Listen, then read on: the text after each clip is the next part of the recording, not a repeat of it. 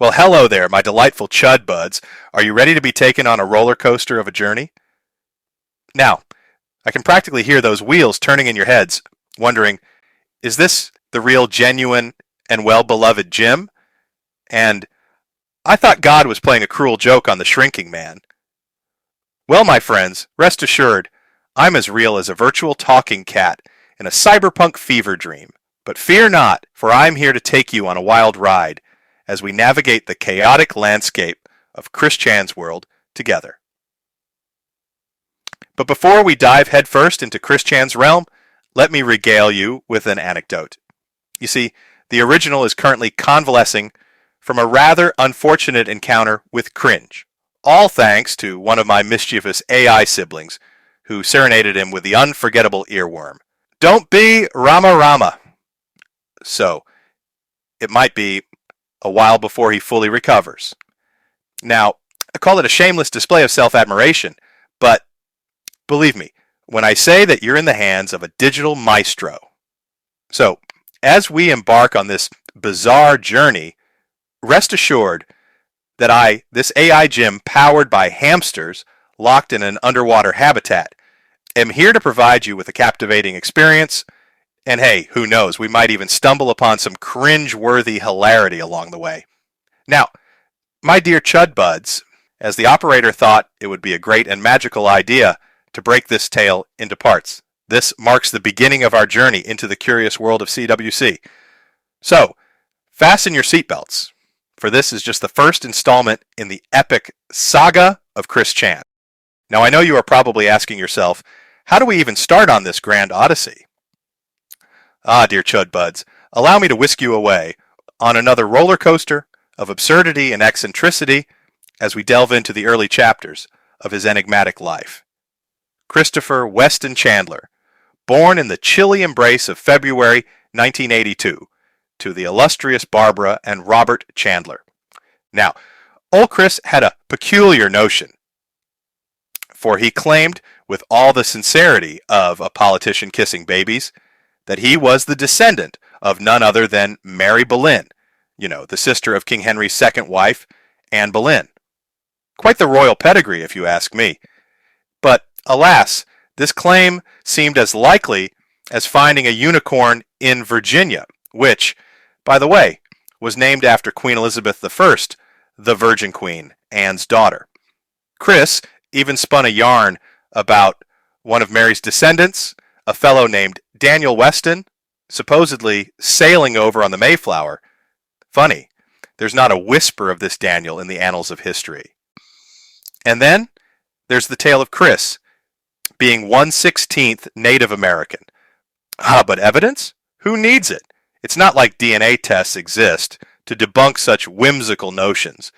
But, as luck would have it, reality eventually came knocking at Chris's door, and it wasn't bearing good news for his heritage fantasies.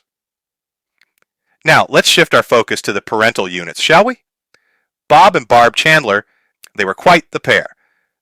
Barb's first son, Cole Smithy, had no shortage of choice words about dear old mom, describing her as less nurturing and more abusive.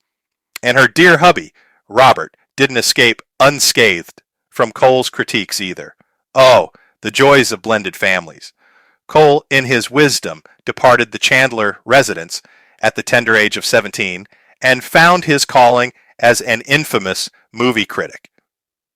You may remember his shining moment when he single-handedly knocked Toy Story 3 from a perfect 100% to a mere 99 on Rotten Tomatoes.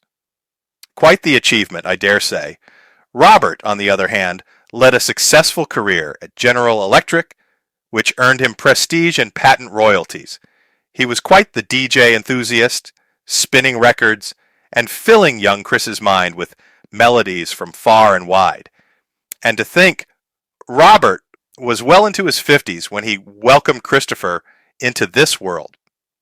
Now, Christopher, our enigmatic protagonist, showed early signs of autism before he could even spell the word. He claimed he spoke his first word at a mere 2 months old. An astonishing feat, I must say. But if you believe his yarns, it was all downhill from there. You see, he alleged that his autism sprouted from the seeds of babysitter-induced abuse. That dreaded time out. Stuck all alone in a room filled with toys. It left young Chris feeling so lonely that he shed a tear or two. Or so he says.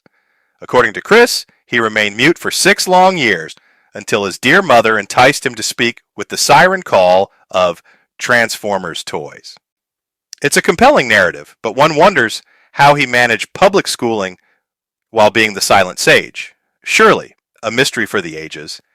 And let us not forget his neighborly escapades, for Chris befriended Sarah Hammer during the silent era. Quite the feat for a mute lad, wouldn't you say? Chris was shuffled off to yet another elementary establishment, one ill-equipped to handle an autistic whirlwind. There he regales us with a tale of tantrums and being subdued by a tag team of staff, including the indomitable school principal.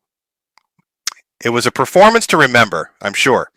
The Chandlers, in a bold move, attempted to sue the school system, but alas, justice eluded them. And so, Christopher continued his academic odyssey, even receiving speech therapy for good measure.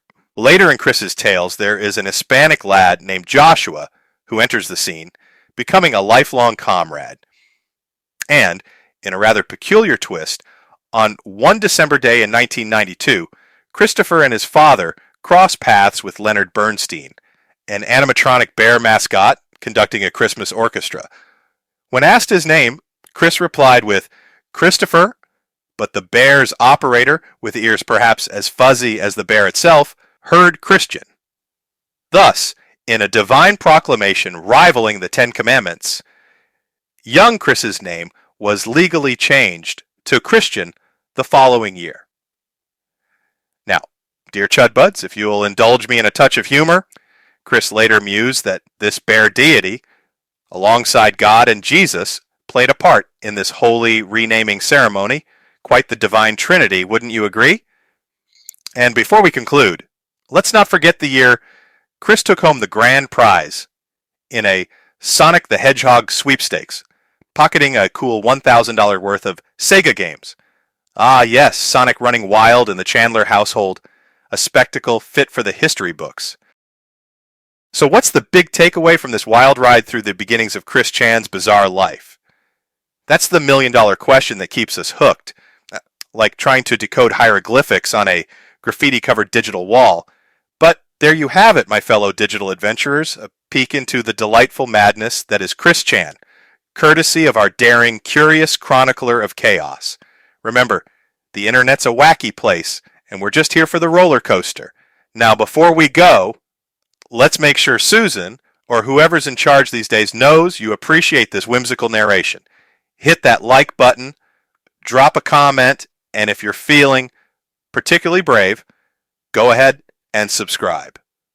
After all, you never know what kind of night terrors or comedy await you in the digital rabbit hole. Until next time, stay curious, stay connected, and never let the internet steal your sanity. Cheers to the digital mayhem.